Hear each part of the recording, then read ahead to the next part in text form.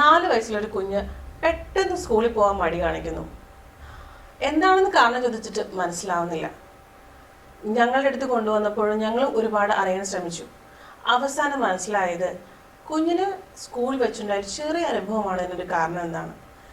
അവന് സ്കൂളിൽ ടോയ്ലറ്റിൽ പോകാൻ തോന്നി. എപ്പോഴും ടീച്ചർമാരോട് ചോദിക്കുന്ന പോലെ ചോദിച്ചു.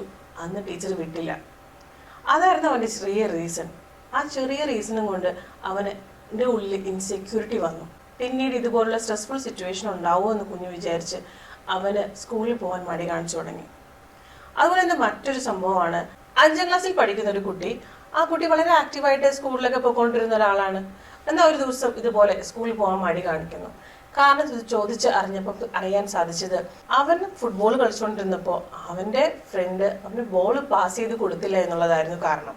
അപ്പോൾ ഫ്രണ്ട്സ് ഒന്നും കൈൻഡ് ഹാർട്ടഡ് അല്ല, സ്നേഹിക്കുന്നില്ല, അവർക്ക് എന്നെ വേണ്ട എന്നുള്ള ഒരു തോന്നലുകൾ, എസ്പെഷ്യലി ടീനേജിലേക്കൊക്കെ വരുമ്പോൾ ഫ്രണ്ട്സിനെ ഡിപ്പെൻഡ് ചെയ്യുന്ന ഒരു ഇമോഷണൽ സ്റ്റേറ്റ് ആയിരിക്കുമല്ലോ കുട്ടികൾക്ക് ഉണ്ടാവുക.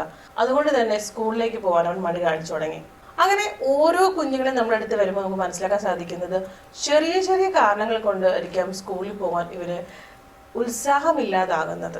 പഠനത്തിന്റെ ഭാരം കൂടുതൽ കൊണ്ടോ, അല്ലെങ്കിൽ ഇൻസെക്യൂരിറ്റികൾ കൊണ്ടോ, വീട്ടിലുണ്ടായ പ്രശ്നങ്ങൾ കൊണ്ടോ, ശാരീരികമായ മറ്റ് അസ്വസ്ഥതകൾ കൊണ്ടൊക്കെ സ്കൂളിലേക്ക് പോകാൻ വിമുഖത പ്രകടിപ്പിക്കുന്ന കുട്ടികളുണ്ടെങ്കിൽ കൂടി ചെറിയ ചെറിയ കാരണങ്ങൾ പറഞ്ഞ് സ്കൂളിലേക്ക് പോകാൻ മടിക്കുന്ന കുഞ്ഞാണെങ്കിൽ നമ്മൾ ചെയ്യേണ്ടത് ഇങ്ങനെയാണ്. അവർക്ക് പോസിറ്റീവായിട്ടുള്ള സ്കൂൾ കോൺസെപ്റ്റ് പറഞ്ഞു കൊടുക്കുക. അവരെ അണ്ടർസ്റ്റാൻഡ് ചെയ്യിപ്പിക്കുക, എന്തിനാണ് പഠിക്കുന്നത്, അല്ലെങ്കിൽ അതുകൊണ്ടുള്ള ഗുണങ്ങൾ എന്തൊക്കെയാണ്, ഒരു സോഷ്യൽ സ്കില്ല് വളരുന്നതിൻ്റെ ആവശ്യകത എന്തൊക്കെയാണ്, ഇമോഷണൽ സ്കില്ല് വളരുന്നതിൻ്റെ ആവശ്യകത എന്തൊക്കെയാണ്, അവരുടെ കരിയർ ബിൽഡ് ചെയ്യുന്നതിൻ്റെ ആവശ്യകത എന്തൊക്കെയാണ്.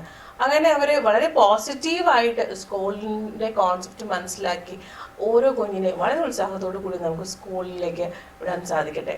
മടി കാണിക്കുന്ന ഓരോ കുഞ്ഞിൻ്റെയും യഥാർത്ഥ കാരണം കണ്ടെത്തി അതിനു വേണ്ടുന്ന പരിഹാരങ്ങൾ നിർദ്ദേശിക്കാൻ ഓരോ പാരൻസിനും കഴിയട്ടെ.